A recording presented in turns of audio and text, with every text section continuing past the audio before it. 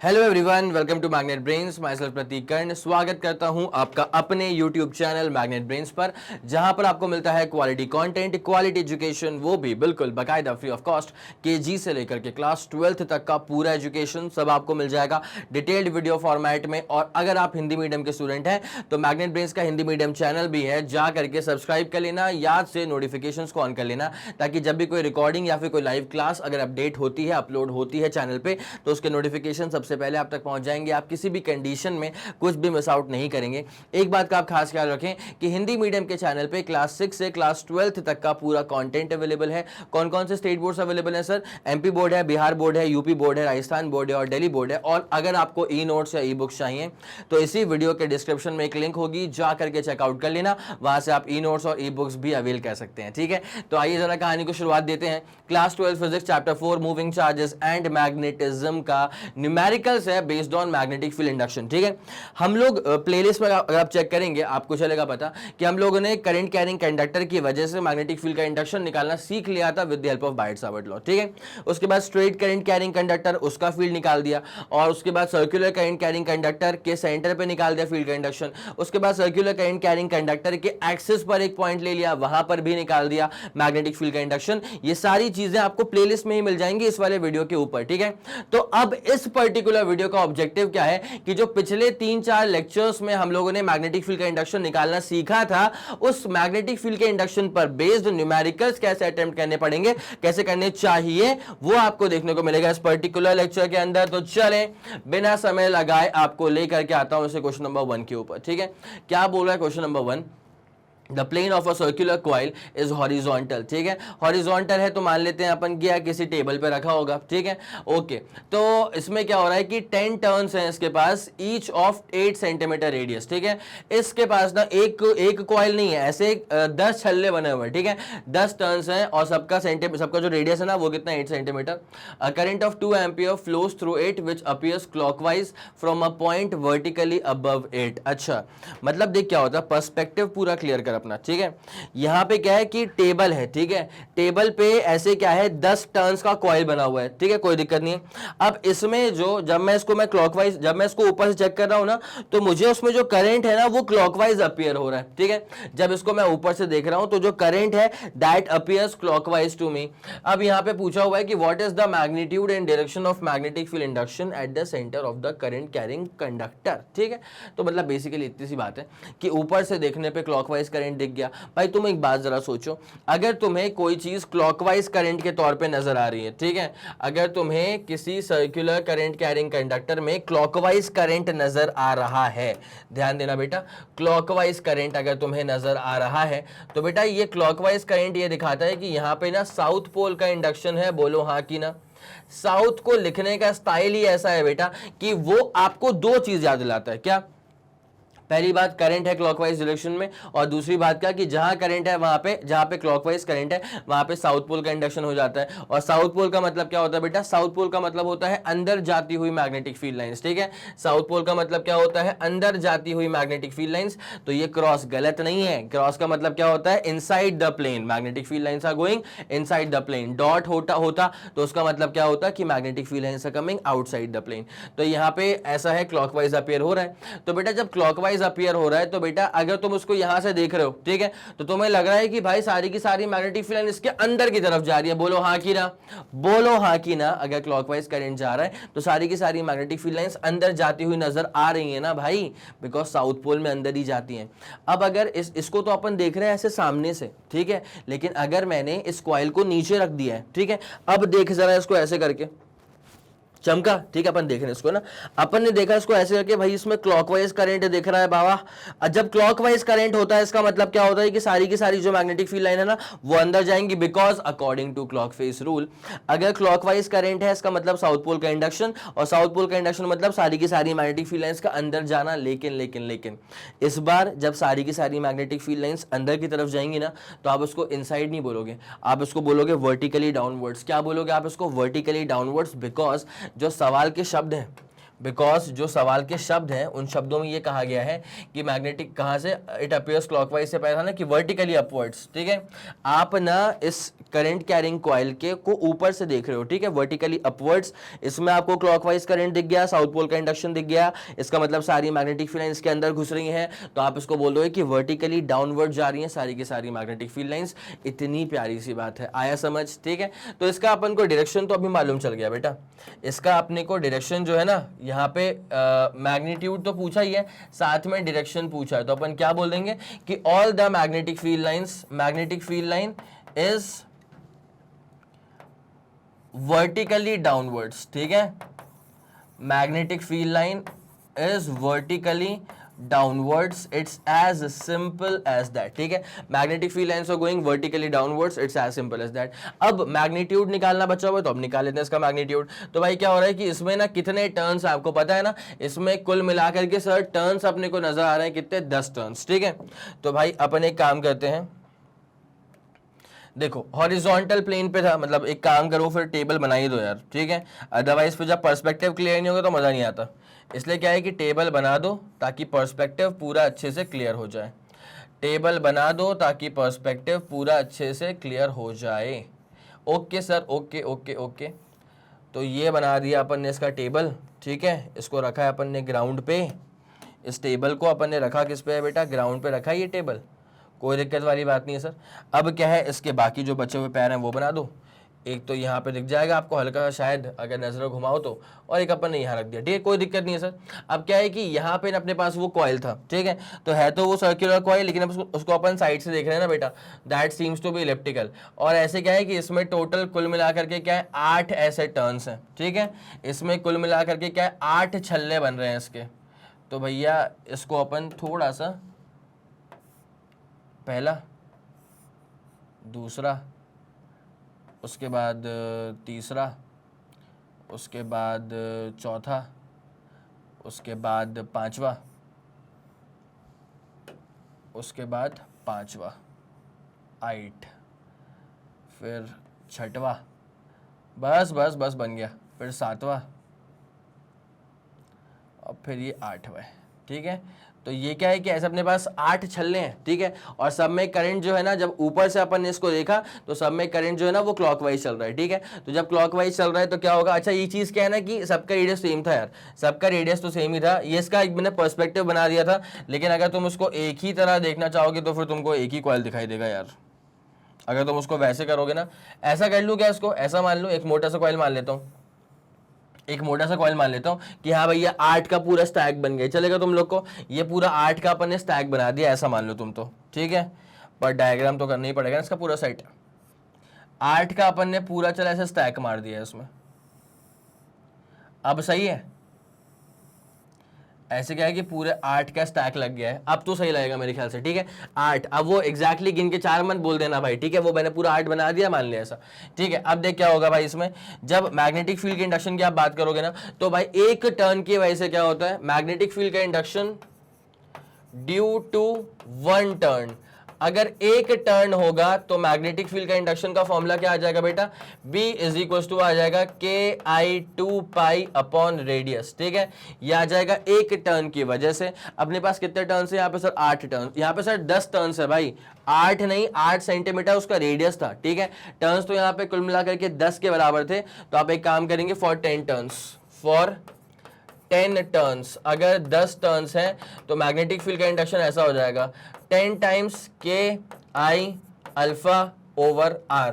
बोलो हाँ कि ना भाई, ये वाला फंडा पूरा क्लियर है। तो यहाँ पे जो करंट अपने पास फ्लो कर रहा है ना, जो करंट अपने पास ऊपर से देखने पे ऐसा क्लॉकवाइज करंट लग रहा था, ठीक है। तो करंट वॉस कितने का था, करंट था सर अपने पास कितने का भैया, 2 एम्पियर, बोलो 2 एम्पियर, ठीक है। करंट था अपने पास में 2 एम्पियर का, और रेडियस था अपने पास में कितना, 8 सेंटीमीटर, तो 8 सेंटी मतलब 10 की पावर -2 मीटर, और नंबर ऑफ टर्न्स थे अपने पास में 10, 10 से अपन ने मल्टीप्लाई करके रख दिया, ठीक है। 10 से अपन ने मल्टीप्लाई करके रख दिया है, 10 टर्न्स थे जी सर, 10 टर्न्स थे, ठीक है। इतना बड़ा सवाल कभी कभी ना, चलो ठीक है। अब एक काम करो, वैल्यूज पुट करो, 10 के क्या होता है 10 की पावर -7, आई क्या है सर 2 के बराबर, पाई क्या होगा सर 3.14 के बराबर, और उसके बाद सर नीचे आर करेंगे, आर कितना है 8 सेंटीमीटर, तो 8 इंटू 10 टू दी पावर -2 हो जाएगा। यहां तक तुम्हें कोई दिक्कत हो रही है क्या? नहीं सर, यहां तक का फंडा पूरा क्लियर है। तो अपन एक काम करते हैं बेटा, यहाँ पे एक काम कर, पहले अपन इसको खेलने क्या 20/8 कर लूं क्या? चलेगा? मैंने क्या बोला 20/8 करूंगा 2.5 इंटू करूंगा मैं 3.14। नंबर खेल चुका हूं पूरा जी सर, नंबर खेल चुका हूं। 20/8 करेंगे 2.5 इंटू 3.14 इंटू 10 की पावर में कितना हो जाएगा, 10 की पावर यहाँ पे हो जाएगा -5। यस सर, यहाँ तक तो कोई दिक्कत नहीं है सच, ठीक है, यहां तक तो कोई दिक्कत नहीं हो रही है एज सच। अब एक काम करो, 3.14 को जब मल्टीप्लाई करूंगा ना 2.5 से, तो मेरी कहानी कहां तक पहुंच जाएगी भाई? तो जब इसको अपन सॉल्व आउट करेंगे तो 1.57 अप्रॉक्स इसका आंसर था। 1.57 10 की पावर -4 टेस्ला। अभी तो अलजेब्रा है भाई, यहाँ पे तुम हल्का सॉल्व कर लेना, तो उसके बाद देखो यहाँ पे सॉल्व करना पड़ेगा, तो अपना आंसर ऐसा आ जाएगा। मतलब यहाँ पे कुछ समझाने लायक चीज तो है नहीं, तो नॉर्मल मल्टीप्लिकेशन है। इसका अप्रॉक्स आंसर मेरे ख्याल में 1.57 10 की पावर -4 टेस्ला था। तो ये रहेगा अपने पास में answer. Kindly cross check the answer कि ये 1.57 ही आ रहा है ना। 1.57 10 टू दी पावर -4 टेस्ला के आसपास अपना आंसर आ जाएगा। ठीक है सर, कोई दिक्कत वाली बात नहीं है, पक्का। अप्रोच पल्ले पड़ गई, इसका स्क्रीनशॉट तुम्हारा हो चुका है डन। अप्रोच पल्ले पड़ गई, स्क्रीनशॉट हो चुका है डन। और यहाँ का फंडा, अच्छा डायरेक्शन क्या होगी इसकी, वर्टिकली डाउनवर्ड्स। डायरेक्शन को बेटा लिख लो अच्छे से, डायरेक्शन को लिख लो अच्छे से, डायरेक्शन इज वर्टिकली डाउनवर्ड्स। जी सर समझ में आ गया, कोई दिक्कत नहीं सर, आगे बढ़ेंगे। ये वाला पल्ले पड़ गया, आगे बढ़ो। An electric current is flowing in a circular coil of radius a, ठीक है। At what distance from the centre on the axis of the coil will the magnetic field become 1/8 of its value at the centre. मैं एक बार चाहूंगा कि एक बार आप इसको स्वयं ट्राई करें, और जो भी आपका आंसर आ जाए वो कॉमेंट सेक्शन में मुझे देते हुए चलना। अगर नहीं होगा तो फिर इसको मैं सॉल्व करवाता हूं, ठीक है। चले ओके, सेल्फ ट्राई तो कर लिया होगा, आंसर भी लिख दिया होगा। अब जरा गौर करना बेटा होता क्या है। एक सर्कुलर करंट कैरिंग कंडक्टर है, मान ले you have the circular current carrying conductor, जो कि स्मार्ट बोर्ड के प्लेन के परपेंडिकुलर था, दैट्स व्हाई आपको ये इलिप्टिकल नजर आ रहा है, ठीक है। अब इसमें जो करंट फ्लो कर रहा है उसको मैं मान लेता हूं आई के बराबर, और इसका जो खुद का रेडियस होगा इसको मैं मान लेता हूं चल ए के बराबर, ठीक है। अब देख होता क्या है ना कि जैसे अपन एक्सिस में दूर जाते हैं ना, तो मैग्नेटिक फील्ड की जो स्ट्रेंथ है वो कम हो जाती है। क्या बोला मैंने? जैसे अपन एक्सिस पे दूर जाते हैं, जैसे अपन एक्सिस पे और दूर जाएंगे, तो मैग्नेटिक फील्ड की स्ट्रेंथ जो है ना वो कम हो जाती है, ठीक है। मान लिया सेंटर पर जो मैग्नेटिक फील्ड की स्ट्रेंथ है उसको मैंने बी नॉट बोल दिया, बी नॉट। अच्छा एक और चीज बड़ी प्यारी होती है यार, मतलब बहुत ही खूबसूरत चीज है ये, कि मैग्नेटिक फील्ड सेंटर पे होती है मैक्सिमम, और जैसे आप दूर जाओगे ना, भले आप राइट में दूर चले जाओ या फिर आप लेफ्ट में दूर चले जाओ, अगर आप सेंटर से दूर जा रहे हो तो मैग्नेटिक फील्ड की स्ट्रेंथ जो है वो कमजोर पड़ना शुरू हो जाती है, ठीक है। तो अब आगे जाओगे तो कहीं पे फिर हाफ हो जाएगी, आगे जाओगे बचेगी 25%, आगे और जाओगे बचेगी 12%, तो और भी कम होते रहती है, ठीक है। तो यहाँ पे जैसे मान ले कि एक पॉइंट है मेरे पास, उसको मैं बोल दूंगा एक्सियल पोजीशन, ठीक है, या एक्सियल पॉइंट मैंने बोल दिया, कोई दिक्कत वाली बात नहीं। तो होता क्या ना, एक फॉर्मूला होता है यार, अगर आपको ये फॉर्मूला याद है ना तो प्लीज कमेंट सेक्शन में लिखते हुए चलना, ठीक है। बिकॉज मैं चाहता क्या हूं ना कि अपने वीडियोस का जो कमेंट सेक्शन रहे ना, अगर कोई बच्चा मान ले 1 साल बाद भी आ रहा है, 2 साल बाद भी आ रहा है इस वीडियो के ऊपर, तो भी उसको जब वो कमेंट सेक्शन खोले ना तो उसको कमेंट सेक्शन भी इंफॉर्मेटिव लगे, ठीक है। मतलब कमेंट सेक्शन में भी फॉर्मूले होने चाहिए, आंसर्स होने चाहिए, मतलब कमेंट सेक्शन का तुम फील समझ पा रहे हो मैं क्या चाह रहा हूं तुमसे। तो इसका फॉर्मूला अगर आपको पता है तो प्लीज लिख देना टाइम स्टैम्प को मार्क करके, ठीक है। चले, तो अब जिन लोगों ने लिख दिया होगा उसका फॉर्मूला, मैं उम्मीद करता हूं लिखा तो होगा, ठीक है। तो मैग्नेटिक फील्ड का induction at the axial position जो आता है ना, उसका फॉर्मूला आता है के आई 2 पाई ए का स्क्वायर, नीचे आ जाएगा ए स्क्वायर प्लस एक्स का स्क्वायर, उसकी पावर 3/2। हर एक चीज को एक बार आराम से जांच लो, परख लो। के का मतलब क्या होता है, μ0/4 पाई 10 टू द पावर -7, ठीक है। I is the amount of current, 2 pi constant हो गया, ए खुद का रेडियस है सर्कुलर करंट कैरिंग कंडक्टर का, खुद का रेडियस ए के बराबर है। और एक्स क्या होता है बेटा पता है, एक्स जो है ना वो सेंटर से कंसर्न पॉइंट की दूरी होती है, सेंटर से कंसर्न्ड पॉइंट, जिस पॉइंट पे आपको निकालना है इंडक्शन, उस पॉइंट की दूरी जो होती है वो एक्स से अपन करते हैं इसको रिप्रेजेंट, ठीक है। दूर जाओगे इंडक्शन कम हो जाएगा। अब सवाल में ये बोला हुआ है कि किस पॉइंट पर ऐसा होगा कि मैग्नेटिक फील्ड का इंडक्शन सिर्फ 1/8 बच जाएगा एट इट सेंटर। तो मतलब इसका मतलब पता है क्या है, सवाल का ना सबसे जो बड़ा कीवर्ड है इस पूरे क्वेश्चन का सबसे बड़ा जो कीवर्ड है इस पूरे क्वेश्चन का सबसे बड़ा जो कीवर्ड है वो ये है कि magnetic field at the axial position is 1/8 time the magnetic field at the center। क्या तुम इस बात को समझ पाए? क्या तुम्हारे दिमाग में ये वाली बात सही से जा पा रही है क्या कि सवाल का जो सबसे बड़ा कीवर्ड है वो यही है कि सेंटर पे जो मैग्नेटिक फील्ड का इंडक्शन है उसका 1/8 कर दोगे तब आपको मिलेगा induction at that particular point. It's as simple as that. अगर ये चीज पल्ले पड़ गई तो मैं इसको सॉल्व करना शुरू करूंगा। कुछ नहीं करना है, एक्स की वैल्यू निकालनी है। कितनी दूरी पर ऐसा होगा वही तो पूछा है ना, तो एक्स की वैल्यू निकालनी है और निकलेगी इन टर्म्स ऑफ रेडियस। ठीक है, चले सर, ओके, फंडा पूरा क्लियर। डायग्राम पे आ जाए फंडा अगर पूरा क्लियर है तो आते हैं अब डायग्राम पे। ठीक है, तो ये अपने पास एक सर्कुलर करंट कैरिंग कंडक्टर है एब्सोल्युटली। इसमें से करंट कितना पास कर रहा होगा सर? आई के बराबर। सर्कुलर करंट कैरिंग कंडक्टर में से करंट कितना पास कर रहा होगा सर? आई के बराबर। ठीक है, अब इसका जो खुद का टक करके इसका जो खुद का रेडियस है उस रेडियस को अपन मान लेते हैं सर ए के बराबर इसका खुद का रेडियस है। ठीक है, अब देख क्या होता है, सेंटर पे निकालेंगे तो बी नॉट बोलेंगे इसको, और अगर अपन एक्सिस पर एक पॉइंट ले रहे हैं, ठीक है, अगर अपन एक्सिस पर एक पॉइंट ले रहे हैं तो इस पॉइंट को अपन नाम देते हैं चलो पी के बराबर। ठीक है, इस पॉइंट को अपन ने नाम दिया है चलो पी के बराबर, कोई दिक्कत वाली बात नहीं सर। और इस दूरी को अपन एक्स बोल देंगे ना यार, इस दूरी को अपन क्या बोल देंगे? एक्स बोल देंगे। It's as simple as that. ठीक है, तो as per the given question ये कहा जा रहा है कि मैग्नेटिक फील्ड जो एक्सियल पॉइंट पर है this is 1/8 the times the magnetic field at the centre. This was the keyword statement. अब इसी पर अपनी पूरी कहानी को बेस कर दो बेटा। एक्सियल पॉइंट पर मैग्नेटिक फील्ड का इंडक्शन निकालने का फॉर्मूला सर KI2πa²। इतना ही है क्या? नहीं सर, आगे आता है, नीचे आता है a² + x² की पावर 3/2। मैंने बोला बहुत बढ़िया। 1/8 को बिल्कुल मत छेड़ना, 1/8 को बिल्कुल मत छेड़ना। और यहाँ पे जरा बी नॉट के बारे में सोचो। बी नॉट क्या होता है? मैग्नेटिक फील्ड का इंडक्शन एट द सेंटर। ठीक है, अगर मैग्नेटिक फील्ड का इंडक्शन एट द सेंटर है तो फॉर्मूला क्या होता है? KI2π अपॉन नीचे क्या आएगा? इसका खुद का रेडियस। खुद का रेडियस कितना है सर? यहाँ पे खुद का रेडियस है a के बराबर। It's as simple as that, it's as simple as that. अब एक काम करते हैं, KI2π इसको अपन ने कर दिया है पूरा गायब। अब क्या बचेगा जरा ध्यान देना बेटा। 8a इंटू a का स्क्वायर करेंगे तो 8a का क्यूब बचेगा। क्या बात है भाई, जबरदस्त। 8a इंटू a का स्क्वायर, 8a का क्यूब बच गया। यहाँ पे इसको फेंको तो क्या हो जाएगा? a²। भाई याद रखना अपने को तो x निकालने से मतलब है। हमसे सवाल में ये पूछा हुआ है कितनी दूरी पर ऐसा होगा कि मैग्नेटिक फील्ड का इंडक्शन 1/8 रह जाएगा। मतलब हमसे पूछा हुआ है कि x की दूरी क्या होगी। ठीक है भाई, पहली बात तो ये पावर 3/2 है ना, मतलब स्क्वायर रूट लिया फिर उसका क्यूब करा होगा तब ये आया होगा, लेकिन यहाँ पे आ रहा है क्यूब। तो पहले अपन एक काम करते हैं, इसका अपन क्यूब रूट लेते हैं। इसका अपन क्यूब रूट लेते हैं। तो जैसे हम इसका क्यूब रूट लेंगे ना बेटा तो अपने पास में कहानी डेवलप कैसे हो जाएगी। 8 का क्यूब रूट करेंगे तो 2, और a क्यूब का क्यूब रूट करेंगे तो a बचेगा, तो बचेगा 2a। यहाँ पे मारा सा क्यूब रूट, तो जब इसका अपन ने क्यूब रूट मारा तो क्या बचेगा? a² + x², और क्यूब रूट लिया है तो पावर कितनी? 1/2। गजब, एक तरफा शानदार। ठीक है, अब एक काम कर, इसका स्क्वायरिंग कर दे। ठीक है, बिकॉज रूट वगैरह अपने को पसंद नहीं आता। जिनको पता है उनको पता है, रूट वगैरह अपने को पसंद नहीं आता। तो स्क्वायरिंग करेंगे बोथ साइड्स, तो उससे क्या मिलने वाला है, क्या हासिल होने वाला है? स्क्वायर कर इसका एक बार, 4a का स्क्वायर। अरे यार येलो नहीं चाहिए था। ये कितना हो जाएगा? 4a का square is equal to square root कर दे तो a² स्क्वायर रूट का भी स्क्वायर कर दे तो क्या बचेगा? a² + x²। इसको यहाँ फेंक दूंगा, 3a का स्क्वायर आ जाएगा, तो x² आ जाएगा 3a का स्क्वायर,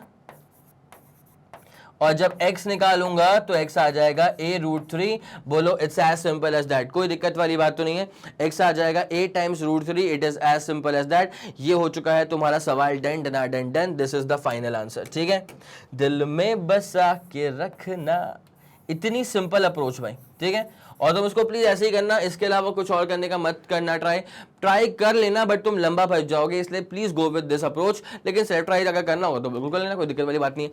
एक बार जरा इसका स्क्रीनशॉट ले लो बेटा। हो गया? 3 2 1 ready go. Super clear and super done. Yes sir, ये वाला फंडा पूरा क्लियर हो चुका है। अब आते हैं अपन इसके क्वेश्चन नंबर 3 के ऊपर। ये अप्रोच नोट करो भाई, सवाल को पढ़ने के दौरान जो अप्रोच आती है पहले उसको नोट कर लो। हो गया नोट? चलें फिर आगे बढ़ें। ओके सर, ये वाला फंडा पूरा क्लियर हो चुका है। आंसर भी अपना आ चुका था। अब आते हैं क्वेश्चन नंबर 3 के ऊपर। क्या बोल रहा है question number 3? A current of 5 ampere is flowing from south to north in a straight line, find the magnetic field due to a 1 centimetre piece of wire at a point 1 metre north east from the piece of wire. तो भाई एक काम करो भाई साहब, देखो values पहले छाप लो। करंट है तुम्हारे पास में कितना? 5 एम्पियर, ये सवाल में कहा गया है, ठीक है। अब उसके बाद ये बोला हुआ है कि करंट फ्लो कर रहा है, वो बना दूंगा diagram. Find the magnetic field induction due to 1 centimetre, ठीक है। इसका मतलब क्या है कि जो छोटा सा लेंथ आप यूज करोगे ना, वो है अपने पास कितना? 1 सेंटीमीटर। तो सेंटी मतलब क्या होता है? 10 की पावर -2 हो गया 1 सेंटीमीटर। और उसके बाद क्या हो रहा है? एट अ पॉइंट 1 मीटर की दूरी पे पॉइंट है, मतलब देखो करंट एलिमेंट से जो कंसर्न पॉइंट की दूरी है ना, वो 1 मीटर के बराबर है। यस सर, ठीक है। North east from the piece of wire, ये north east from the piece of wire का मतलब क्या होता है? जरा गौर फरमाएं। देखें, ये अपन ने बना दिया नॉर्थ, ये नीचे जा रहा है साउथ, ये जा रहा है ईस्ट, ये जा रहा है वेस्ट, ठीक है। करंट जा रहा है from south to north, I guess वही कहा हुआ था। यस सर, करंट जा रहा है फ्रॉम साउथ टू नॉर्थ, ठीक है। तो करंट को अपन ड्रॉ कर देते हैं, चल ऐसे करके। यहां तक कोई दिक्कत वाली बात नहीं बेटा, ठीक है, चलेगा इतना अपने को। अब क्या है, जिस पॉइंट पे आपको इंडक्शन निकालना है ना, वो नॉर्थ ईस्ट पे आ रहा है। इसका मतलब क्या है कि exactly 45 degree north of east का है ना। इसका मतलब क्या होता है कि एग्जैक्टली 45 डिग्री नॉर्थ और ईस्ट के, ठीक है। नॉर्थ ईस्ट का है, इसका मतलब क्या होता है कि एग्जैक्टली 45 डिग्री नॉर्थ और ईस्ट के। तो यहां पर एक पॉइंट आ रहा है, this is the concern point P, और इस कंसर्न पॉइंट की दूरी कितनी आ रही है सर? 1 मीटर के बराबर की इसकी दूरी आ रही है। और जो करंट एलिमेंट है छोटा सा, ये जो करंट एलिमेंट है छोटा सा, इस करंट एलिमेंट की लेंथ कितनी है सर? इस करंट एलिमेंट की लेंथ है 1 सेंटीमीटर, ठीक है। तो ये है अपने पास डीएल, सेम कलर से मैंने लिख दिया है ताकि क्या कंफ्यूजन ना हो, है ना। हालांकि तुम कंफ्यूज वैसे भी नहीं होगे, बिकॉज ऊपर भी मैंने क्लियर कर दिया था। तो 5 एम्पियर था, है ना। अब मुझे यहाँ पे निकालना है इसकी वजह से। तो भाई देख, एक बात को बताऊं, ये जो ये डीएल का टर्म यहाँ पे यूज किया है ना, कहा ना कि स्मॉल पीस ऑफ कंडक्टर, ठीक है। सवाल में कहा गया था कि स्मॉल पीस ऑफ कंडक्टर है, तो इसका मतलब कहीं ना कहीं वो दरअसल एक हिंट है कि भाई आपको मैग्नेटिक फील्ड का इंडक्शन निकालना है ना, तो स्ट्रेट वायर वाला फॉर्मूला यूज मत करना, ठीक है। क्योंकि स्ट्रेट वायर वाले केस में ऐसा नहीं बनता, ठीक है। स्ट्रेट वायर में क्या होता है कि टॉप नॉच का एंगल चाहिए, बॉटम नॉच का एंगल चाहिए, अदरवाइज नहीं होता है वो, है ना। अगर आप लोगों ने वीडियो नहीं देखा है तो दैट्स अ हम्बल रिक्वेस्ट, एक बार मैग्नेटिक फील्ड का induction due to straight current carrying conductor का वीडियो देख लेना, अधूरा ज्ञान मत हासिल करो, ठीक है। आया समझ में? अब जरा गौर करना। तो यहाँ पे आपको जो अप्लाई करना पड़ेगा that is purely going to be a Biot Savart's law, ठीक है, बायट-सावर्ट्स लॉ। तो जैसे अपन बायट-सावर्ट लॉ अप्लाई करेंगे, और भाई मुझे पता है समझने वाले, मुझे जानने वाले, उनको पता है कि भाई अब सर बोलने वाले हैं कि भाई जो तुमको फॉर्मूला याद है ना, वो कमेंट सेक्शन में लिखते हुए चलो, बिकॉज कमेंट सेक्शन में लिखने से क्या होगा, कमेंट सेक्शन इन्फॉर्मेटिव रहेगा। कल को तुम ही आगे अगर देखो ना इस वीडियो को, तो नीचे तुम्हारा खुद का जो कमेंट तुम्हारा रहेगा, तुम्हें कमेंट तुम्हारा याद दिला देगा कि भाई जब मैं इस वीडियो को देख रहा था तब मेरा स्टेट ऑफ माइंड कितना शानदार था। बिकॉज होता क्या है ना, 12th की प्रिपरेशन में ऐसा होता है, जैसे समय एग्जाम का पास आता है ना, तो प्रेशर डेवलप शुरू हो जाता है, ठीक है। और जब प्रेशर बनना शुरू हो जाता है ना दिमाग के ऊपर, तो आप समझें एक बात, आपको लगता है कि आपकी वर्थ थोड़ी सी कम हो गई है ना। और ऐसे टाइम पे जरूरी है कि कोई ना कोई हो जो आपको याद दिला दे कि बेटा अभी सिर्फ प्रेशर में आपका दिमाग ऐसा हो चुका है, अदरवाइज तुम हो बड़े लंबे खिलाड़ी, ठीक है। तो उसके लिए भाई तुम कमेंट सेक्शन में अपना खुद का कमेंट देख के चमक जाएगा तुम्हारा दिमाग कि हाँ भाई एक टाइम तो मैं तो पढ़ रहा था। जबकि मैं चाहूंगा भाई तुम्हारा फ्लो जो है टचवुड ऐसे ही रहे। तो बायट-सावर्ट्स लॉ क्या बोलता है भाई कि सर डीबी अगर आपको निकालना है, स्मॉल मैग्नेटिक फील्ड निकालना है, तो formula is going to be KIDL sin theta by r का square. It's as simple as that. कितनी प्यारी सी बात है। अब सारी वैल्यूज को अपन पुट कर देंगे यार, ठीक है। k का मतलब क्या होता है sir? 10 to the power -7। i का मतलब क्या होता है यार? i की वैल्यू है 5, बहुत बढ़िया। KI dl का मतलब क्या होता है यार? छोटा सा एलिमेंट था तो 1 सेंटीमीटर, ठीक है। उसके बाद नीचे अपन क्या करेंगे सर? r का स्क्वायर करेंगे। Now what is r? तो r इज बेसिकली 1 मीटर, 1 का स्क्वायर करेंगे 1 ही आने वाला है, कोई दिक्कत नहीं है। उसके बाद ना अपन क्या करते हैं, साइन थीटा है, और यहाँ पे मैं लिख दूं क्या? यहाँ पे मैं लिख देता हूँ कि जो थीटा है ना बेटा, वो थीटा है 45 डिग्री नॉर्थ ऑफ ईस्ट का, है ना, एग्जैक्टली नॉर्थ और ईस्ट के बीच में, ठीक है। सीधे ऐसे मार देना तो ये एंगल जो अपने पास बनेगा ना, this itself is just 45 degrees, ठीक है। और बायट-सावर्ट लॉ में चाहिए भी क्या? करंट एलिमेंट से कंसर्न पॉइंट को जोड़ने वाली लाइन के बीच में जो एंगल बनता है, that itself is the angle theta. Okay sir, ये 45 तो ऊपर वाला भी क्या होगा? 45 ही होगा। तो साइन 45 कितना होता है? साइन 45 इज बेसिकली 1/√2, ठीक है। Sine 45 is basically 1/√2। It's as simple as that. Yes sir, यहां तक कोई दिक्कत वाली बात नहीं है। अब एक काम करो ना, नंबर को अलग खेल लो और पावर्स को अलग खेल लो, ये अपना बेसिक थंब रूल होता है, ठीक है। तो 1/√2 जो होता है ना, अब एक चैप्टर आप पढ़ेंगे ऑल्टरनेटिंग करंट नाम का चैप्टर, वहां पे एक टॉपिक आप पढ़ेंगे जिसमें इसको बोलते हैं अपन आरएमएस करंट, ठीक है। आरएमएस करंट में इस बात को एकदम घोट के पी लेंगे अपन, भाई दिमाग में छप जाएगा कि 1/√2 जो है ना वो होता है 0.707 के आसपास, ठीक है। तो 1/√2 इज 0.707। अच्छा, ऐसा ही ना एक मेरे को फ्रैक्शन याद हो चुका है इलेक्ट्रोस्टैटिक्स में कि जब 1 को अपन डिवाइड करते हैं ना 1.6 से, क्योंकि क्या है उसमें न्यूमेरिकल सॉल्व करने के टाइम पे बहुत दफा इसका यूज होता है कि 1 को डिवाइड कर दो 1.6 से तो उसका आंसर आता है 0.625। अब वो दिमाग में छप चुका है, अपना टैलेंट है वो, ठीक है। तो 1/√2 कितना है 0.707, इसको 5 से मल्टीप्लाई कर दिया। अगर देख भाई मैं बस देखो बता रहा हूँ कि ऐसा क्या दिमाग में छप गया है, ठीक है। मैं नहीं कह रहा कि रट ले, कुछ बच्चे बोलते हैं कि सर ये तो फिर आप रटवा रहे हो। अरे भाई मैं पहले ही बोल चुका हूं कि ये चीज मुझे याद है भाई, मुझे याद है, ठीक है। अब तुझे नहीं याद रखना तो मत याद रख, तू बैठ के सॉल्व कर, किसी ने रोका तेरे को, ठीक है। मैं बस बता रहा हूं कि ये चीज क्या है मेरे को याद है, दैट्स व्हाई तेरे को बता रहा था। 1/√2 क्या होगा 0.707, 5 से मल्टीप्लाई कर और यहाँ पे कितना हो जाएगा 10 की पावर -9, उसको मत छेड़ना अभी, ठीक है। अब सुनना, इसको क्या मैं ऐसे कर सकता हूँ क्या 0.707 मुझे जमता नहीं यार, ठीक है। तो क्या मैं इसको ऐसे कर लूँ 70.7 कर लूँ क्या, 70.7 कर लूँ 70.7, ठीक है। तो 70.7 इंटू 5 इंटू यहाँ पे क्या हो जाएगा भाई, मैं पॉइंट को ना 2 दफ़ा आगे लेके जा चुका हूँ, तो मतलब क्या हो जाएगा मेरे पास ये 10 की पावर -11। बोल कोई दिक्कत तो नहीं हो रही है, 10 की पावर -11। तो ये अपन कहाँ तक पहुँच जाएंगे, ये अपन पहुँच जाएंगे, सुनना 70.7 को ना एक बार ज़रा 5 से मल्टीप्लाई करना, कितना होगा अपने पास, तो 350 के बाद 0.7 इंटू 5 करेंगे तो कितना हो जाएगा, ये हो जाएगा 3 कितना हो जाएगा 0.7 इंटू 5 करेंगे तो कितना हो जाएगा भाई 0.35 हो जाएगा क्या। तो 70.7 तो ये 35.4 पहुंच जाएंगे ना अपन, 10 की पावर 354 पहुंच जाएंगे अपन, ठीक है। तो अगर 354 पहुंच गए तो 3.54 कर लेना और 10 की पावर 2 पीछे ले आए अपन तो -9 हो जाएगा, ठीक है। तो 354 10 की पावर -11 बोल ले, या फिर ऐसा कर ले कि 3.54 10 की पावर -9 और टेस्ला हो जाएगा। अच्छा डॉट है कि क्रॉस है वो चेक कर लें अपन एक बार। तो भाई करंट जा रहा है ऊपर की तरफ तो अंदर की तरफ जाएगी भाई, राइट हैंड थंब रूल, अंगूठा in the direction of current और ऐसे करके टक करके अंदर चले आएगी magnetic field line, it becomes a cross magnetic field line, ठीक है। This becomes a cross magnetic field line, it is as simple as that. Approximately 3.54 10⁻⁹ tesla is going to be your answer. Yes sir, यहां तक कोई दिक्कत वाली बात तो नहीं है, यहां तक कोई दिक्कत वाली बात तो नहीं है, पक्का पक्का पक्का पक्का सही है, ठीक है सर, ठीक है, ओके बढ़िया जा रहे हैं सर, कोई दिक्कत वाली बात नहीं, it's as simple as that, ठीक है। निपटाएं फिर उसको अपन, यस सर निपटाते हैं। अब आते हैं इसके अगले वाले सवाल की तरफ, ये वाला हो चुका है डन। अब आ जाओ बेटा यहाँ पे, तो कैलकुलेट द मैग्नेटिक फील्ड का induction at the centre of a coil bent in the form of a square of side 10 centimetre carrying current of 10 ampere, it's as simple as that, ठीक है। तो करंट फ्लो कर रहा है 10 ampere. अच्छा इसमें एक बात होती है, देखना इसको मैं बोल दूंगा फर्स्ट, और भाई साहब इतना जबरदस्त भी नहीं चाहिए था, ये first conductor, second part of the conductor, third part of the conductor, fourth part of the conductor, ठीक है। तो आप एक बात समझ रहे हैं, आपको ना चारों की वजह से मैग्नेटिक फील्ड का इंडक्शन कहाँ निकालना है, निकालना है एट द सेंटर, ठीक है।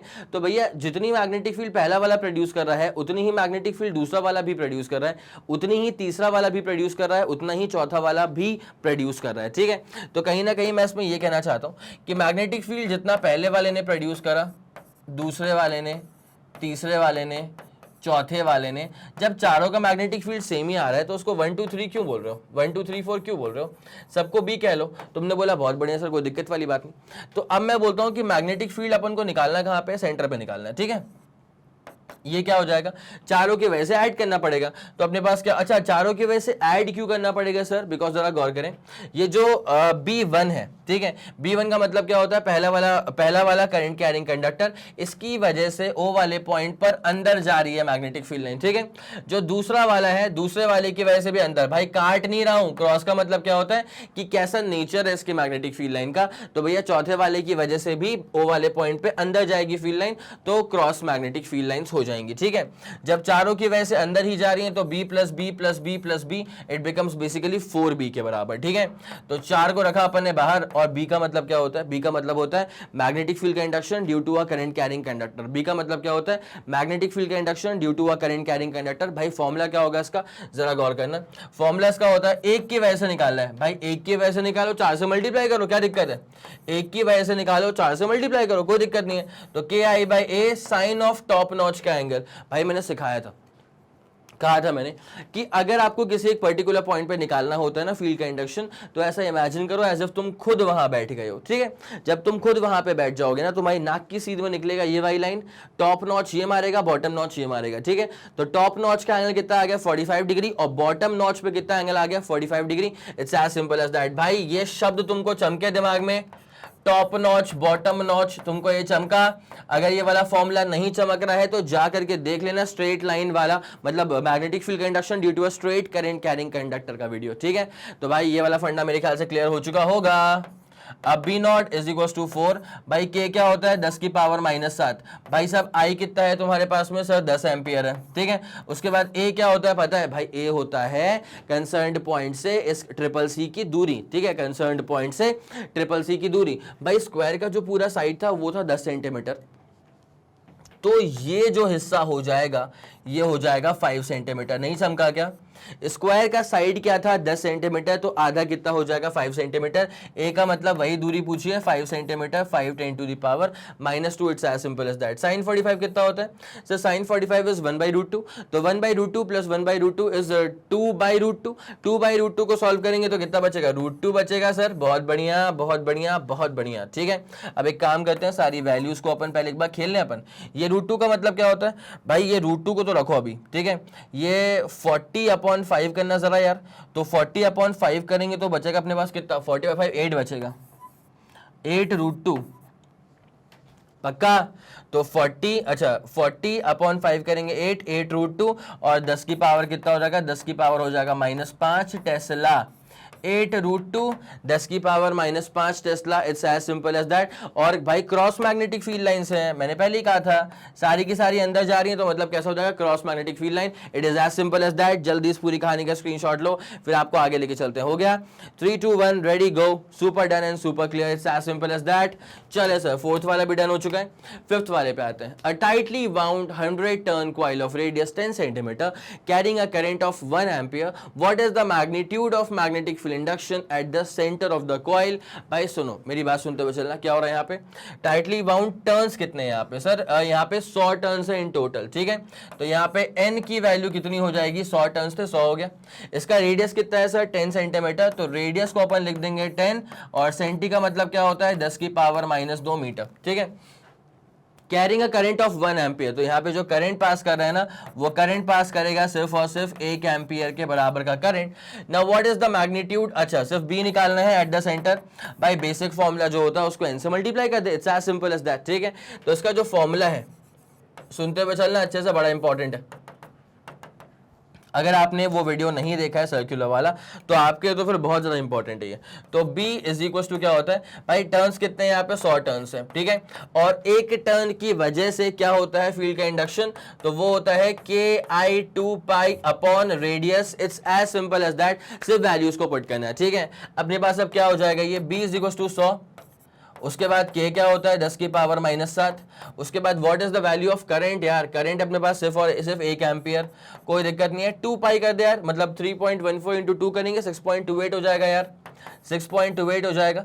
अपॉन नीचे अपने पास क्या आता है, R आता है। R is basically the radius, और रेडियस है अपने पास में कितना 10 सेंटीमीटर। 10 टू द पावर -2 मारेंगे, 10 की पावर -1 बचेगा, कितना बचेगा 10 की पावर -1 बचेगा। अब एक काम करना, 6.28 आ चुका है इंटू 6.28 इंटू, अब जरा गौर करना, 10 की पावर -5 पक्का, ठीक है। कितना आ गया 10 की पावर -5 और +1 करेंगे तो -5 + 1 करेंगे तो -4 टेस्ला।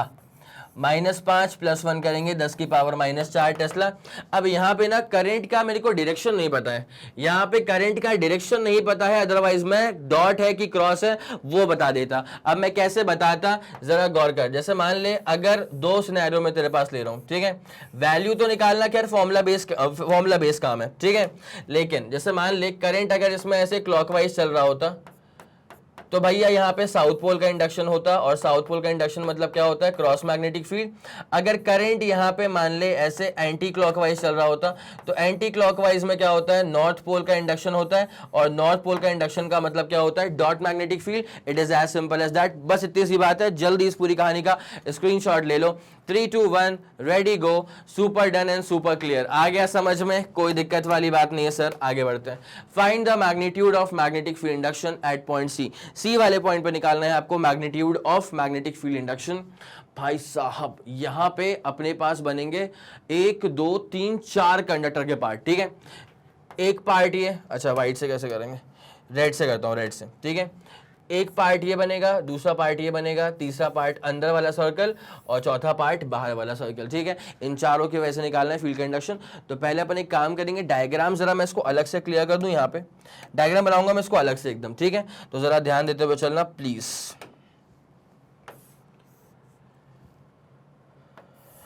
ठीक है सर, वहां पे तो कंप्लीट सर्कल थे ही नहीं, वहां तो सेमी सर्कल्स थे ना, ठीक है भाई। अगर सेमी सर्कल्स थे तो सेमी सर्कल ही सही, ठीक है। अगर सेमी सर्कल थे तो सेमी सर्कल ही सही। यहाँ पे ऐसा, ठीक है। मतलब तुम ये कहना चाह रहे हो कि सर नीचे वाला पार्ट नहीं था। मैंने बोला ठीक है भैया, नीचे वाला पार्ट नहीं है तो उसको रहने दो, इसको हटा दिया फिर अपन ने, ठीक है। अब जरा यहाँ पे भी इसको हटा दो।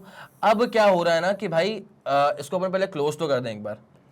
सिंगल लाइन सेम लाइन पे लाके इसको जरा क्लोज किया जाए पहले तो, ठीक है। चलें सर, देखें,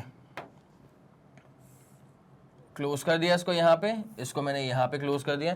अब हो क्या रहा है ना भाई कि सेंटर से, अच्छा करंट का नेचर ऐसा है, ये नीचे वाली में पीछे और ऊपर वाली में बाहर, ठीक है। तो करंट ऐसा आ रहा है इसमें कुछ, नीचे वाली में करंट जो है ना उसका डायरेक्शन दरअसल ऐसे करके आ रहा है। तो मतलब करंट यहाँ पे ऐसा आया होगा, आई करंट ऐसे आया होगा, फिर यहाँ से आई करंट जो है वो ऐसे फ्लो कर गया, उसके बाद आई करंट इसके थ्रू फ्लो कर रहा है, और फिर ऐसे ही घूमता रहेगा घूमता रहेगा घूमता रहेगा, ठीक है। अब क्या हो रहा है कि भाई इसका रेडियस अंदर वाले का R1 है, बाहर वाले का R2 है। अभी कर देता हूँ ये वाला पूरा काम, ठीक है। सेंटर पकड़ा इसका, ये रेडियस अपन ने ले लिया है चल R1, और ये जो बड़ा वाला रेडियस है उसको लेके रख रहे हैं अपन कितना, R2। यस सर, कोई दिक्कत नहीं है, ठीक है। अब 2 मिनट जरा ध्यान देना, इमेजिनरी, ठीक है, R1 R2, ये चल R2, ये चल R1, ठीक है, कोई दिक्कत वाली बात नहीं। अब जरा गौर करते हुए चलना भाई। क्या होता है, मैंने क्या सिखाया था कि कंसर्न्ड पॉइंट जो है ना जो कंसर्न्ड पॉइंट है जहां पे आपको निकालना है फील्ड का इंडक्शन, अगर वो कंसर्न्ड पॉइंट किसी कंडक्टर के ऊपर आ जाए या किसी कंडक्टर के लाइन ऑफ एक्शन पे आ जाए तो उस कंडक्टर की वजह से इस पर्टिकुलर पॉइंट पे कोई फील्ड नहीं डेवलप होती, ठीक है। जैसे आप जरा गौर करें, इसको पहले अपन एक काम करते हैं, नंबरिंग दे देते हैं, ठीक है। सर नंबरिंग कैसे देंगे इसको, अपन ऐसे देते हैं बेटा, इस वाली को मैं बोलता हूँ फर्स्ट, ठीक है, इस वाली को मैं बोल दूंगा सेकंड, ये जो अंदर वाला सर्कुलर पार्ट है इसको थर्ड बोल देता हूं, इसको मैं बोल दूंगा फोर्थ। चलेगा आप लोग को इतना, ठीक है। तो भाई यहाँ पे मस्त बात क्या है, सबसे शानदार बात क्या है कि आपको फील्ड का इंडक्शन निकालना है एट ओ वाला पॉइंट, फील्ड का इंडक्शन आपको निकालना है एट ओ वाला पॉइंट। अब जो ये कंसर्न पॉइंट है ना, ये पहला वाला और दूसरे वाले कंडक्टर के लाइन ऑफ एक्शन पे आ रहा है, बोलो हाँ कि ना। यस सर, आ तो रहा है। फर्स्ट वाले के लाइन ऑफ एक्शन पे आ रहा है, ठीक है, और सेकंड वाले के लाइन ऑफ एक्शन पे आ रहा है, कौन सा वाला पॉइंट, ओ वाला पॉइंट। तो मैं लिख दूंगा कि magnetic field due to first and magnetic field due to second becomes 0। इसका रीजन क्या है, बिकॉज जो कंसर्न्ड पॉइंट है वो, because the concerned point lies on the line of action of the conductor, ठीक है, because the concerned point lies on the line of action of the conductor 1 and 2, ठीक है। First and the second conductor के line of action पे concern point ओ आ चुका है, ठीक है। तो B1 B2 कितना हो चुका है, 0। अब जरा गौर करना है B3 और B4 को लेके, किसको लेके गौर करना है बेटा, B3 और B4 को लेकर के, ठीक है। तो जो टोटल मैग्नेटिक फील्ड इंडक्शन यहां बचेगा, क्या बोला मैंने, यहाँ पर जो टोटल मैग्नेटिक फील्ड का इंडक्शन बचेगा वो बचेगा थर्ड वाले का और फोर्थ वाले का वेक्टर समेशन। बोलो हाँ कि ना। वेक्टर समेशन मतलब डायरेक्शन तो यहाँ पे मैटर करने वाले हैं सब, ठीक है, बिल्कुल मैटर करने वाले हैं, क्या डायरेक्शन होगा भाई जरा गौर करना। पहली बात ये समझ, कौन इंडक्शन ज्यादा प्रोड्यूस करेगा, थर्ड वाला कि फोर्थ वाला। भाई देख यार, जितना आप सोर्स के पास रहोगे ना उतना इंडक्शन स्ट्रांग रहेगा, जितना आप सोर्स से दूर जाओगे ना उतना इंडक्शन कमजोर पड़ जाएगा, ठीक है। तो आपको ये पता होना चाहिए कि थर्ड वाला जो है, ये जो कंसर्न पॉइंट वो है ना, वो थर्ड वाले के पास है, फोर्थ वाले से दूर है। तो थर्ड वाले का जो फील्ड का इंडक्शन का मैग्नीट्यूड होगा वो ज्यादा होगा और फोर्थ वाले का फील्ड का मैग्नीट्यूड जो है वो कम आएगा। इतनी बात समझ में आ गई क्या, ठीक है। थर्ड वाले का इंडक्शन ज्यादा होगा वैल्यू वाइज, ठीक है। थर्ड वाले का इंडक्शन ज्यादा, फोर्थ वाले का इंडक्शन कम। It's as simple as that, ठीक है। अब जरा डायरेक्शंस पे फोकस कर लेते हैं सर। किस पे, डायरेक्शंस पे। सुनना एक बार, थर्ड वाले में जा रहा है कैसा, एंटी क्लॉकवाइज। अगर थर्ड वाले में जा रहा है एंटी क्लॉकवाइज तो it will be like north. Third वाले में जा रहा है एंटी क्लॉकवाइज तो it will be like north. और नॉर्थ अगर है तो नॉर्थ का मतलब क्या होता है, डॉट, ठीक है। तो थर्ड वाले में क्या हो जाएगा यहाँ पे, डॉट मैग्नेटिक फील्ड लाइंस, कोई दिक्कत नहीं है। और जरा फोर्थ वाले का चेक करना यार, तो फोर्थ वाले में जा रहा है कैसा, क्लॉकवाइज जा रहा है। तो जब फोर्थ वाले में क्लॉकवाइज जा रहा है तो क्लॉकवाइज का मतलब क्या होता है, फिर साउथ पोल का इंडक्शन, ठीक है। और साउथ पोल का इंडक्शन मतलब cross magnetic field line. It's as simple as that. भाई थर्ड वाले का मैग्नीट्यूड ज्यादा है और फोर्थ वाले का मैग्नीट्यूड कम है, तो ज्यादा में से कम को माइनस करना पड़ेगा। भाई माइनस की बात ही क्यों कर रहा हूं सर, बिकॉज एक डॉट है एक क्रॉस है। भाई नहीं आया समझ, क्या बोला मैंने, ज्यादा मैग्नेटिक फील्ड लाइन बाहर आ रही है और B4 कम है ना, तो ज्यादा मैग्नेटिक फील्ड लाइन बाहर आ रही है और कम मैग्नेटिक फील्ड लाइन अंदर जा रही है। तो बाहर ज्यादा अंदर कम, तो ज्यादा में से कम को माइनस करना पड़ेगा। तो जो मैग्नीट्यूड की जब बात करेंगे तो B3 माइनस B4 हो जाएगा। भाई ये वाली अप्रोच तुमको पल्ली पड़ी क्या, ये जो अप्रोच मैंने यहाँ पे बिठाई है क्या तुमको ये वाली अप्रोच पल्ले पड़ गई है। यस सर, अप्रोच तो पल्ले पड़ गई होगी, ठीक है। अब जरा गौर करते हुए चलना, क्या ही प्यारा काम होने वाला है यहाँ पे। सुनो, तो मैग्नेटिक फील्ड का इंडक्शन टोटल जो आएगा एट सेंटर, ठीक है। भाई B3 का मतलब क्या है, इस वाले आर्क की वजह से, ठीक है। तो भाई K I alpha by R, alpha कितना होगा, सेमी सर्कल है पाई, और आर कितना होगा सर, इसका आर होगा R1 के बराबर। माइनस करेंगे B4 मतलब बड़ा वाला, ठीक है, बड़ा वाला आर्क।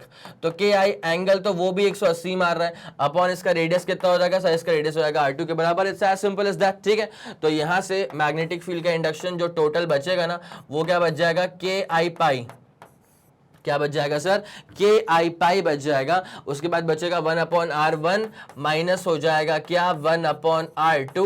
तो 1/R1 माइनस हो जाएगा 1/R2 and this becomes the net total magnetic field का induction at the central point, ठीक है। This becomes the net magnetic field का induction at the central point, मतलब एट O, ठीक है। तो this is the magnetic field का induction at central point O, at the central point O, ठीक है। भाई मेरे ख्याल से अब पूरा फंडा क्लियर हो चुका होगा। जल्दी इस पूरी कहानी का स्क्रीनशॉट लो यार, जल्दी इस पूरी कहानी का screenshot low. 3 2 1 ready go, super done and super clear. Yes sir, चले आगे बढ़ा जाएगा। ये वाला सवाल आपने लर्न हो चुका है। अब find the magnitude of magnetic field का induction at point O। O वाले पॉइंट पर क्या होगा, magnitude of magnetic field induction, ये आपको निकालना है। भाई जरा गौर करना है इस पर अच्छे से, ठीक है। यहाँ पे क्या हो रहा है, लॉन्ग वायर है, ठीक है, लॉन्ग वायर है। अच्छा एक चीज समझना, जब भी कोई ऐसा बहुत लंबा वायर होता है ना तो लॉन्ग वायर का बेसिकली मतलब क्या होता है कि इन्फिनाइटली लॉन्ग है, ठीक है। लॉन्ग वायर का बेसिकली मतलब क्या होता है, इन्फिनाइटली लॉन्ग है। अब ये समझना इसलिए जरूरी है बिकॉज अगर इन्फिनाइटली लॉन्ग वायर हो जाता है ना, तो अगर आप किसी पर्टिकुलर पॉइंट पे निकालना चाहते हैं फील्ड का इंडक्शन, ठीक है, अगर इन्फिनाइटली लॉन्ग वायर हो गया है, अब आप किसी पॉइंट पे अगर निकालना चाहते हैं मैग्नेटिक फील्ड का इंडक्शन, तो आप समझ जाएं फिर इस वाले केस में जो टॉप नॉच का एंगल है ना, फिर वो टॉप नॉच का एंगल कितना हो जाता है भैया, इन्फिनाइटली लॉन्ग है तो टॉप नॉच का एंगल 90 डिग्री, और इन्फिनाइटली लॉन्ग है तो बॉटम नॉच का एंगल भी कितना पहुंच जाता है बेटा, 90 डिग्री। ये दो एंगल्स आपको मिल जाएंगे अगर आप इस टर्म को समझ गए कि इन्फिनाइटली लॉन्ग वायर है तो, ठीक है। ये दो बहुत ही शानदार टर्म्स आपको मिल जाएंगे अगर आप समझ गए कि लॉन्ग वायर का मतलब होता है इन्फिनाइटली लॉन्ग वायर, ठीक है। अब जरा उस सवाल को देखना, वैल्यू वगैरह कुछ गिवन नहीं है, करंट ऐसा है सट्ट करके ऐसे निकल गया, ठीक है, इतनी सी बात है। अब देखो भैया डायग्राम कैसे इसका जमेगा, पूरा ध्यान देना अच्छे से, गलती मत करना प्लीज। डायग्राम जमेगा इसका ऐसे करके, ठीक है। अब यहां पे क्या है कि करंट आ रहा था,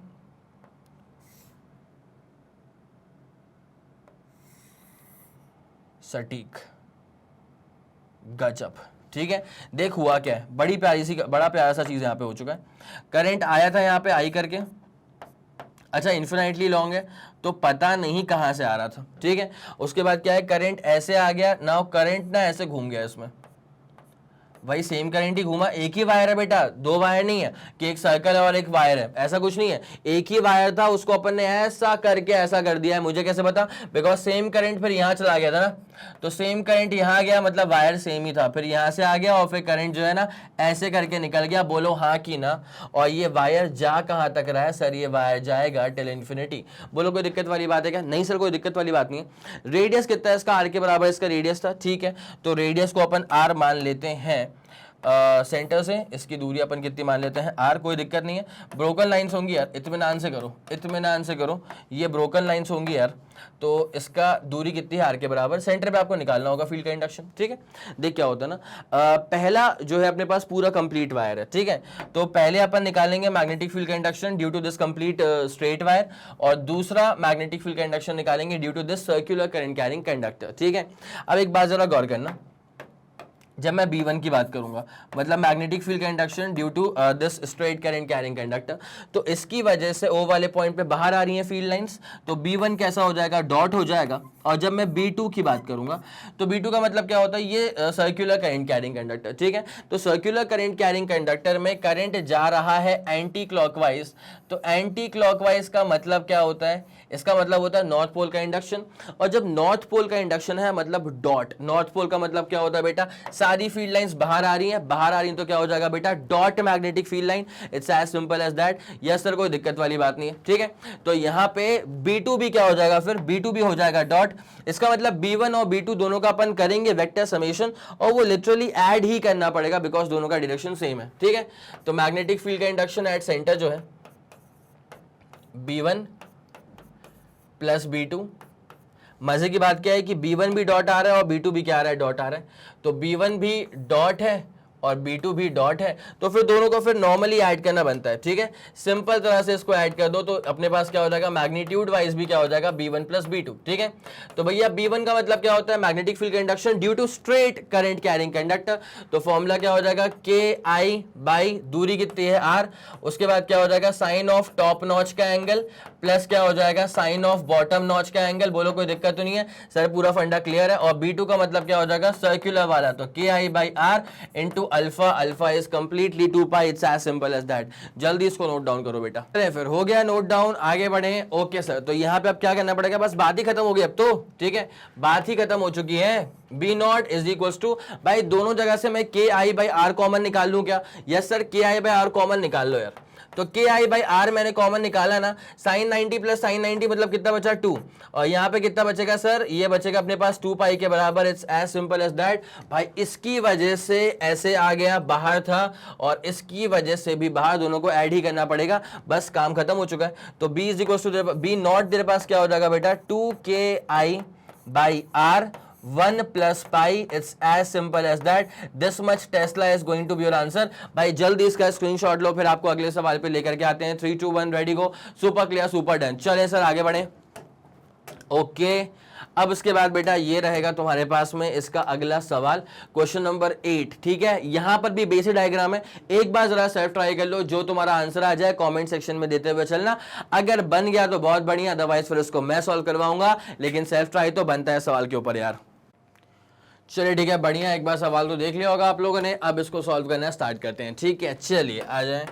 तो यहाँ पे क्या बोला हुआ था कि find the magnitude and direction of the magnetic field produced at the centre. ठीक है भाई, जरा गौर करना, जो अपने पास ये करंट कैरिंग कंडक्टर है ना, इसको जरा अपन बांटेंगे 3 पार्ट्स में। ठीक है, ये अपने पास रहेगा पहला वाला सेगमेंट, ऐसे आ गया, उसके बाद ये रहेगा दूसरा वाला सेगमेंट, और ये रहेगा अपने पास में तीसरा वाला सेगमेंट। ठीक भाई, देखिए जरा गौर करते हुए चलना, ये जिस कंसर्न पॉइंट पे आपको निकालना है ना फील्ड का इंडक्शन, वो पहले वाले सेगमेंट के ऊपर तो नहीं आ रहा है। ठीक है, कंसर्न पॉइंट जो ओ है वो पहले वाले सेगमेंट के ऊपर तो नहीं आ रहा है, लेकिन पहले वाले करंट कैरिंग सेगमेंट के लाइन ऑफ एक्शन पे जरूर आ रहा है। सिमिलरली जो ये सेंटर पॉइंट ओ है, ये तीसरे वाले करंट कैरिंग कंडक्टर के ऊपर तो नहीं आ रहा है, लेकिन तीसरे वाले करंट करंट कैरिंग कंडक्टर के लाइन ऑफ एक्शन पे जरूर आ रहा है। तो हम लोग एक बात को जान चुके हैं वाकिफ तरह से कि अगर ऐसा होता है कि कोई कंसर्न पॉइंट जो है वो ट्रिपल सी के ऊपर आ जाए, मतलब करंट कैरिंग कंडक्टर के ऊपर आ जाए या उसके लाइन ऑफ एक्शन पे आ जाए, तो उस पर्टिकुलर कंडक्टर की वजह से उस पर्टिकुलर पॉइंट पर कोई मैग्नेटिक फील्ड प्रोड्यूस नहीं होती। तो मैं यहां पे क्या लिख दूंगा बेटा कि देखो मैग्नेटिक फील्ड पहले वाले की वजह से और मैग्नेटिक फील्ड तीसरे वाले की वजह से ये कितनी है, जीरो है। कितनी है, जीरो है। इसका रीजन क्या है, इसका रीजन ये है बिकॉज जो अपने पास कंसर्न्ड पॉइंट O है, बिकॉज जो अपने पास में कंसर्न्ड पॉइंट O है that lies on the line of action, ठीक है, that lies on the line of action of wire 1 and 3, ठीक है, that lies on the line of action of wire 1 and 3। तो इसलिए पहले वाले की वजह से और तीसरे वाले की वजह से कंसर्न पॉइंट ऊपर मैग्नेटिक फील्ड का इंडक्शन बिल्कुल भी प्रोड्यूस नहीं होता। तो अब कौन बचा सर, ये बचा अपने पास सेकेंड वाला, ठीक है। तो देयरफॉर अब जो तुम्हारे पास में टोटल मैग्नेटिक फील्ड का इंडक्शन आएगा वो आएगा दरअसल दूसरे वाले की वजह से, ठीक है। अब ये कितना हो जाएगा सर, बहुत सिंपल सी बात है भाई, सर्कुलर करंट कैरिंग कंडक्टर था तो फॉर्मूला होता है KI∝/R, बोलो हाँ, ठीक है। अब जरा गौर करते हुए चलना भाई, K का मतलब क्या होता है, 10⁻⁻7 होता है सर। उसके बाद what is the value for I, मतलब what is the value of the current that flows. तो सर करंट फ्लो कर रहा है वहां पे बकायदा 9 एम्पियर के बराबर, तो 9 लिख दिया अपन ने KI।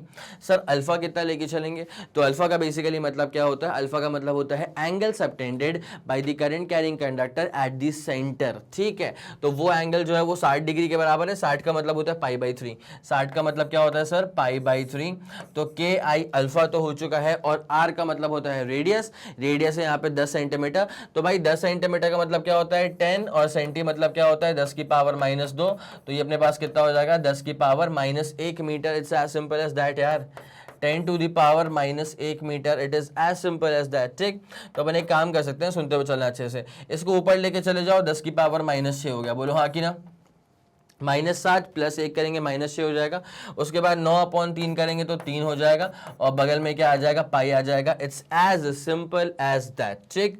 तो देयरफॉर जो नेट मैग्नेटिक फील्ड जो बचेगा ना वो अपने पास कितना बचेगा भाई, 3 × पाई कर देंगे। तो पाई का मतलब क्या होता है 3.14, तो 3 × 3.14 इतना क्या हो जाए। उसके बाद क्या है 10 की पावर -6 टेस्ला, है ना। एक बार जरा इसको अपन सॉल्व आउट कर लेंगे, ठीक है सर। तो अपने पास कितना हो जाएगा, ये अपने पास 14 को जरा 3 से मल्टीप्लाई करना तो 1242, तो 9.42 10 टू द पावर -6 टेस्ला। और जरा गौर करना भाई ये अपने पास ना क्लॉकवाइज करंट कैरिंग कंडक्टर था। तो क्लॉकवाइज का मतलब बेसिकली कौन से पोल का इंडक्शन सर, क्लॉकवाइज का मतलब होता है बेसिकली साउथ पोल का इंडक्शन। क्लॉकवाइज का मतलब बेसिकली क्या होता है सर, साउथ पोल का इंडक्शन। इसका मतलब अंदर जाती हुई मैग्नेटिक फील्ड लाइंस, जिसका मतलब होता है क्रॉस कैटेगरी की magnetic field lines. It is as simple as that. तो अपने पास जो टोटल मैग्नेटिक फील्ड का इंडक्शन आ चुका है वो आ चुका है 9.42 10 टू द पावर -6 टेस्ला। बस इतनी सिंपल सी बात थी, इत्मीनान से इसको नोट डाउन कर लीजिएगा। पक्का आ गया समझ, इतनी सिंपल सी बात थी, इत्मीनान से नोट डाउन कर लीजिए। 3 2 1 ready go, super clear, super done, yes sir. चले हाँ, अगले वाला question. In figure BCDF is a circular coil of non insulated thick uniform conductors AB and DE are very long. AB और DE जो है ना वो वेरी लॉन्ग है। वेरी लॉन्ग का बेसिकली मतलब क्या होता है कि they are going towards being infinity, ठीक है। वेरी लॉन्ग का मतलब क्या होता है कि वो इन्फिनिटी तक पहुंच चुके हैं ऑलमोस्ट। तो यहां पर भी इन्फिनिटी और इथे भी इन्फिनिटी, यहाँ भाई और यहाँ भी इन्फिनिटी, ठीक है। ये लॉन्ग बोलने का मतलब ही वही था। उसके बाद क्या है, पैरेलल स्ट्रेट कंडक्टर्स हैं, टेंजेंशियल टू द कॉइल हैं, ओके B एंड D पे टेंजेंट है, सही बात है। If the current 5 amperes enters the coil from A to B, अच्छा A से B में जो करंट आया वो 5 एम्पियर का यहाँ पे करंट आ चुका है। Find the magnetic induction eight O at the centre of the coil.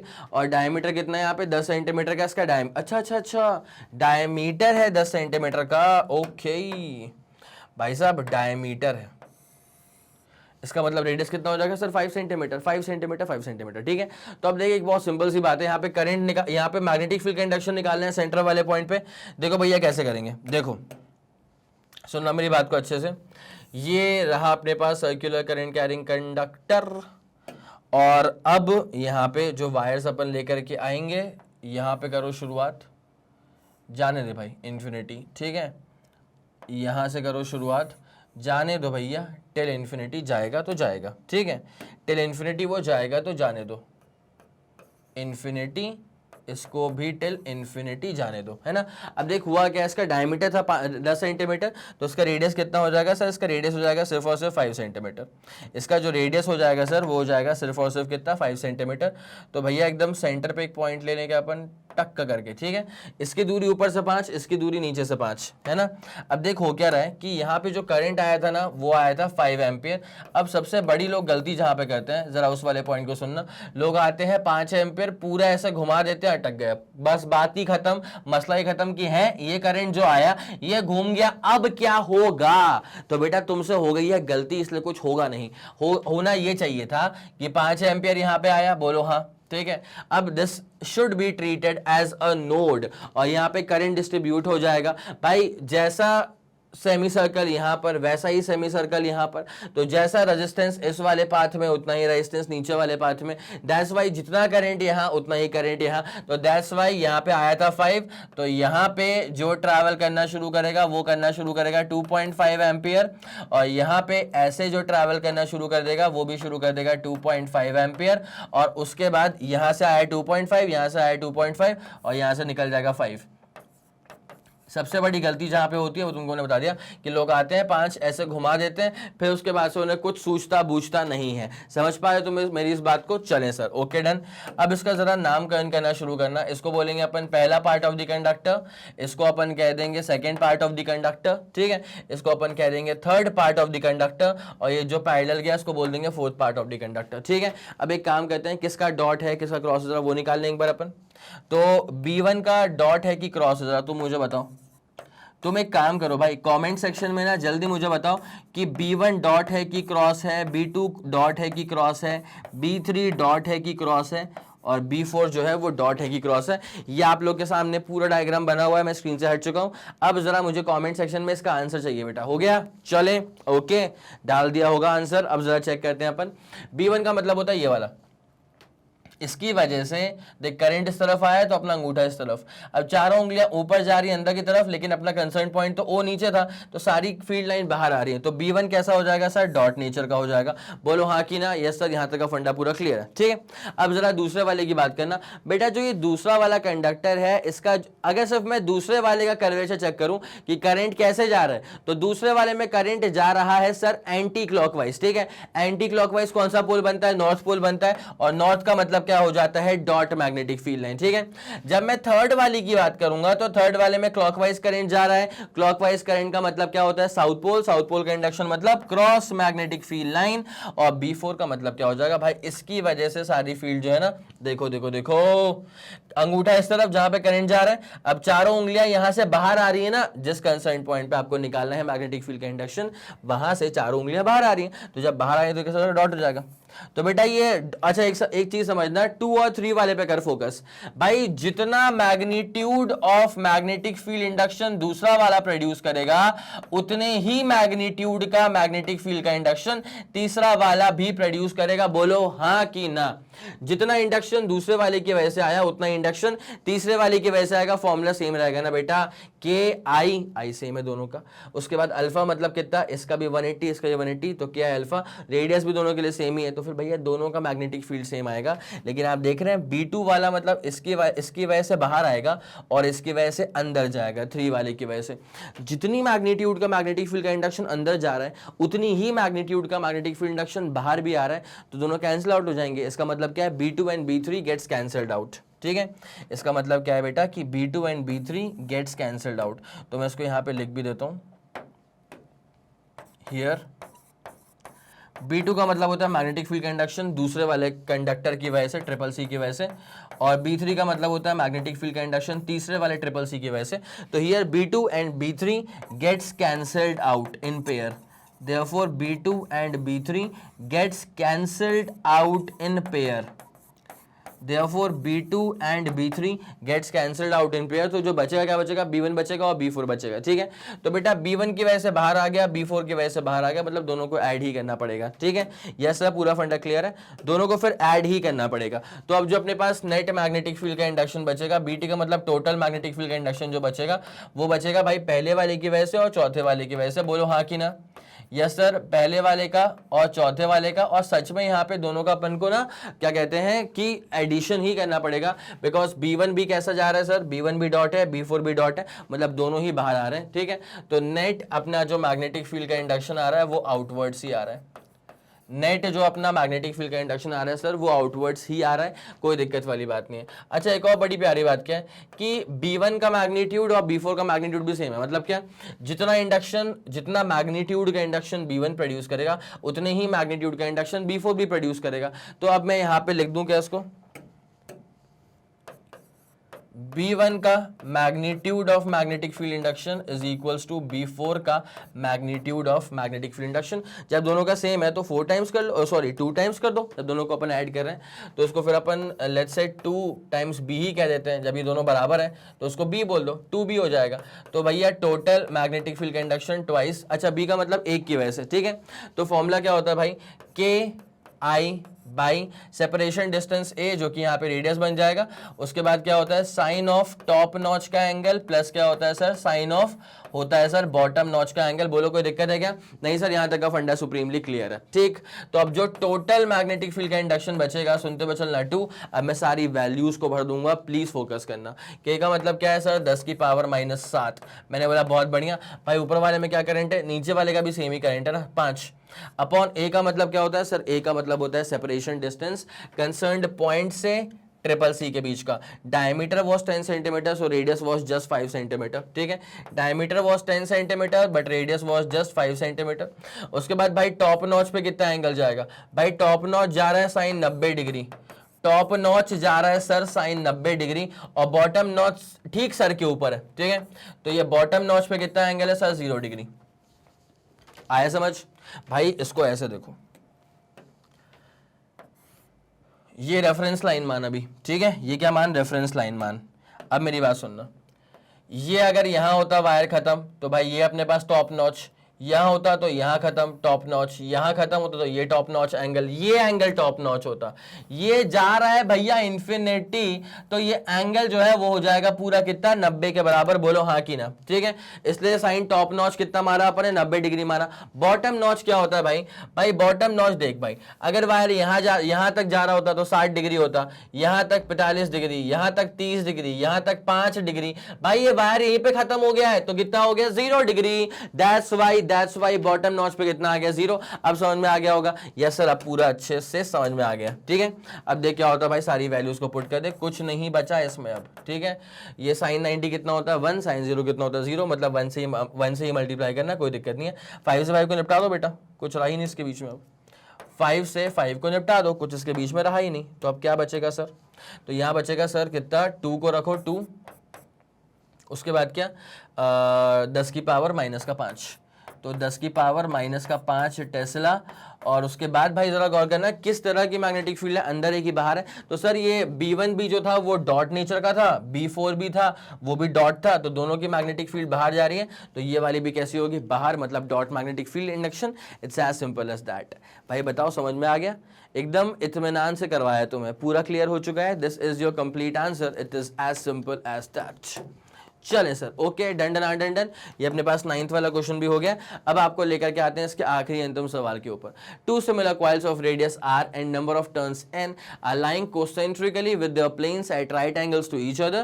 The current flowing in them are I and I root 3.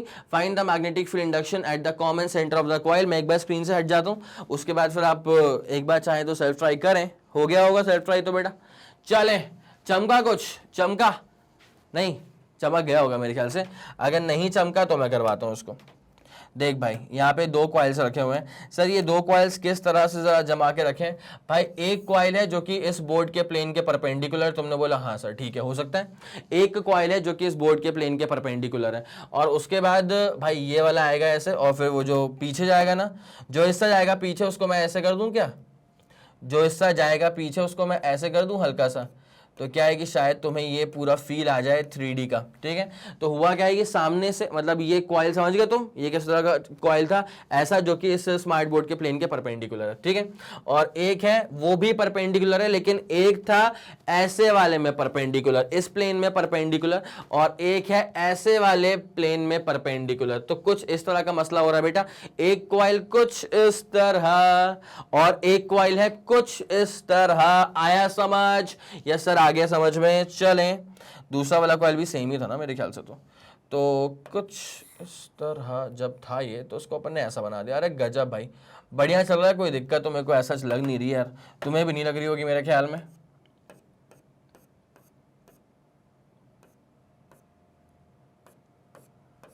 अगर तुम ये कलाकारी जो है, अगर तुम मेरी कलाकारी समझ पाए तो बहुत ही बढ़िया, ठीक। अब देख क्या है भैया, दोनों में करंट की वैल्यू मेरे ख्याल में सेम नहीं थी। हाँ भाई, दोनों का रेडियस सेम था क्या? दोनों का रेडियस सेम था। अच्छा, ये मैंने एक एक टर्न्स बनाए हैं, ठीक है। यहाँ पे 1 2 3 पूरे छल्ले बने हुए थे, और यहाँ पर भी 1 2 3 4 5 6 नंबर ऑफ टर्न्स के छल्ले बने हुए थे। तो अपन ने बस एक ही टर्न बना दिया अभी, और बाकी रेडियस सेम था। करंट था एक में आई, एक में था i√3। किस वाले में आई, किस वाले में i√3 वो नहीं पता, और करंट का डायरेक्शन भी नहीं पता। तो अपन एक काम करते हैं, सुनो सुनो सुनो, इस वाले में जो करंट जा रहा है ना बेटा, उसको मैं मान लेता हूं, चल वो ऐसे जा रहा है, ऐसा करंट है। इसका मतलब क्या होता है बेटा, ये एंटी क्लॉकवाइज करंट मुझे नजर आ रहा है जब मैं इसको इस तरफ से देख रहा हूं। तो ठीक है भाई, सोल्यूशन को करते करते मैं कहां से कहां शिफ्ट हो रहा हूं, प्लीज फोकस ऑन दैट, ठीक है। इस वर्टिकल रिंग के लिए ना मैं देख रहा हूं कि करंट ऐसे फ्लो कर रहा है, मतलब नॉर्थ पोल नजर आ रहा है। मतलब ये पहले वाले की वजह से जो मैग्नेटिक फील्ड बनेगी ना बेटा सेंटर पे, गौर करो, कॉमन सेंटर लिया, कॉमन सेंटर, दोनों कॉमन सेंटर है। इस वाले सर्कल की वजह से, इस वाले करंट की वजह से जो मैग्नेटिक फील्ड बनेगी, भाई यहाँ पे एंटी क्लॉकवाइज करंट था, तो एंटी क्लॉकवाइज करंट की वजह से मैग्नेटिक फील्ड कैसे बनेगी सर, नॉर्थ में घुसेगी, मतलब नॉर्थ पोल बनेगा ना। तो नॉर्थ का मतलब क्या होता है, बाहर आती हुई। भाई अगर मेरे को ये सर्कल दिख रहा है और मेरे को दिख रहा है कि इसका नॉर्थ पोल बनेगा तो मतलब इसकी मैग्नेटिक फील्ड बाहर आएगी। अगर इसकी मैग्नेटिक फील्ड लाइन बाहर आएगी तो भैया इससे बाहर आएगी ना, तो मतलब इस तरफ जाएगी। बोलो हाँ कि ना, ये वाला फंडा आया समझ? मेरे ख्याल में आ गया होगा भाई। तो इस वाले की वजह से जो मैग्नेटिक फील्ड जा रही है वो जा रही है कुछ इस तरह से, let me call this B1। और इस करंट को भी मैं, चल एक काम करता हूं, उसको मैं फर्स्ट बोल दूं क्या? फर्स्ट, तुम समझ पाओगे ना मेरी बात, I1 बोल दिया, इसको मैं फर्स्ट मान रहा हूं भाई, ताकि ये फर्स्ट प्लेन था, ये फर्स्ट करंट था, इसकी वजह से पहली मैग्नेटिक फील्ड यहां चली गई, ठीक है। जब मैं इसको देखूंगा भाई, इसमें चल मैंने करंट बना दिया कुछ इस तरह से। जब मैं इस वाले प्लेन को ना ऐसे ऊपर से देखूंगा, ध्यान देना, गलती मत करना, जब मैं इस वाले सर्कुलर रिंग को जब मैं ऐसे ऊपर से देख रहा हूं ना, तो मुझे इसमें भी एंटी क्लॉकवाइज करंट ही दिख रहा है, ठीक है। जब मुझे इसमें भी एंटी क्लॉकवाइज करंट ही दिखेगा, तो भाई अगर एंटी क्लॉकवाइज करंट है इसमें मतलब नॉर्थ पोल का इंडक्शन है, नॉर्थ पोल का इंडक्शन है, तो सट से तीर बाहर निकलेगा। क्यों? क्योंकि नॉर्थ पोल का इंडक्शन मतलब बाहर जाती हुई मैग्नेटिक फील्ड लाइंस। तो जब बाहर जाती हुई मैग्नेटिक फील्ड लाइंस है, तो भाई मेरे मुंह से ऐसे निकल लेगी ना भाई ऊपर से, तो भाई इसकी जो मैग्नेटिक फील्ड लाइंस है उसको मिला देंगे ऐसे सट करके। क्या बात है सर, बहुत जबरदस्त। तो ये अपने पास हो चुका है B2, और ये जो करंट था ना इसके अंदर बेटा, i√3 का करंट था। वो कितना करंट था सर? ये करंट था सर इसके अंदर i√3 का। तो मैं इसको लिख देता हूं i√3, and this is basically current in the second conductor. तो I2 है ये current in the second conductor, मतलब I2 है, कोई दिक्कत वाली बात तो नहीं।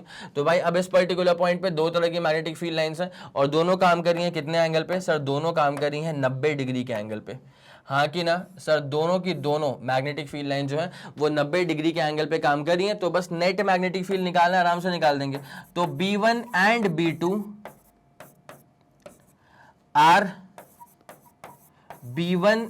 B2 are acting at an angle of 90 degree. B1 and B2 are acting at an angle of 90 degrees. It's as simple as that. अब कैसे निकलता है भाई इसका नेट मैग्नेटिक फील्ड का इंडक्शन? भाई जरा गौर करना, सिंपल बेसिक फॉर्मूला बेस्ड है, ठीक है।